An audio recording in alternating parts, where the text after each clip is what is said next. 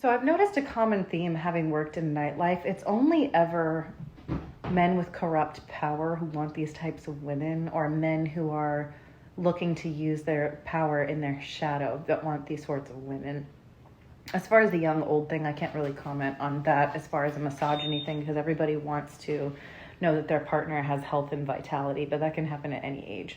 Unfortunately, we live in a society where by the time people have hit their 30s and 40s, a lot of them have let themselves go. So there's that side of it. But the people like me, for example, or other athletes I know in my field and all that, still look very good. And can pass for much younger than they are. I've actually been hit on both in and out of the strip club with people thinking that I'm younger, and that's not a bragging thing, but I've noticed it does play into this dynamic once people actually figure out my age and they behave much differently. And I'm a wallflower type. I love observing and people watching, and I love having my headphones in when I'm in public. So especially when I was in the strip club, which is where these toxic, powerful men tend to go, right? So I've had a lot of firsthand experience with them.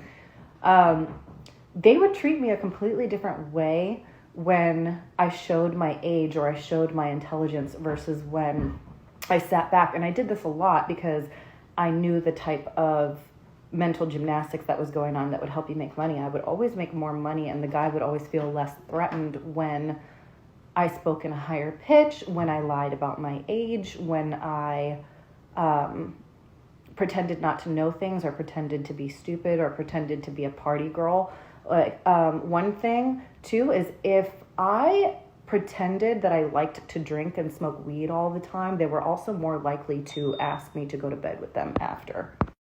So basically, I manipulated them back, but I manipulated them back because I could see the obvious pattern that the men in there only wanted to conquer what they felt was subordinate to them.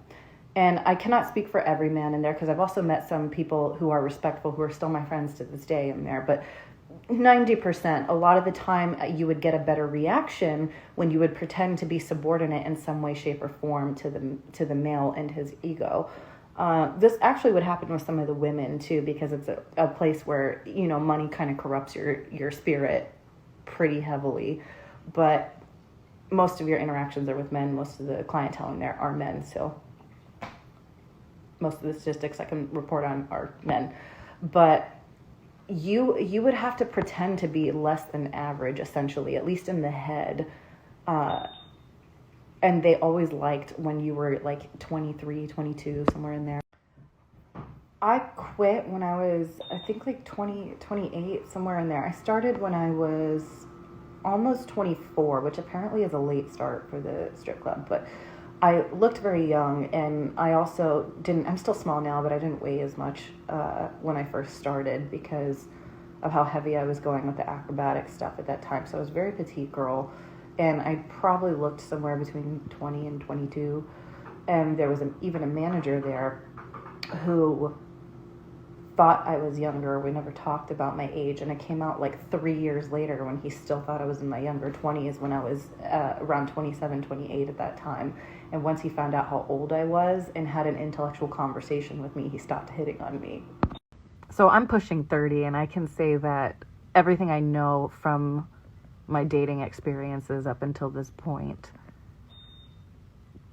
very clearly indicate that this is a deeper symptom of an unhealed society. And I don't think the gender stereotypes are going to look as extreme. And I think they're going to be something done out of courtesy rather than necessity for the ego in the future. And I really want to address young women, because when older men or established men approach you, that's a beautiful thing, because it's great that I separate high value and high status, by the way, that high status men are interested in you, but just beware, because a lot of the time, many of them are functioning in their ego and they're not healed, and it comes with a catch, or there's alternate motives. So young women, don't play about your safety. One thing that I can tell you guys about current dating trends is there is overwhelmingly polarized narcissistic males and polarized codependent females. And if you're not getting versed on or educated on what symptoms of both of those things look like. And especially young women, you want to look up cluster B disorders, you want to look up narcissism, you want to look up dark triad qualities, like what Jordan Peterson says, so that way you're not as easily manipulated. And I'm telling you, calm the hormones. I'm telling you, stop looking for sex, because sex is also something that is very primal, so it's very ego driven. And you'll typically see men who lack these moral qualities be too sexual or concentrate too much on sexually pleasing as opposed to emotionally or psychologically pleasing. I think that part's pretty obvious. If somebody's focused on sex and they're not focused on your well-being,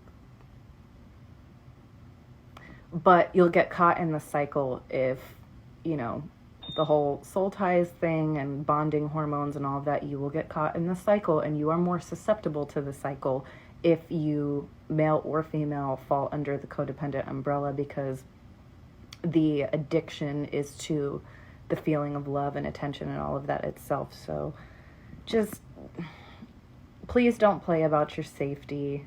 It's not a joke. You know, these symptoms are getting more polarized until we hit a breaking point. So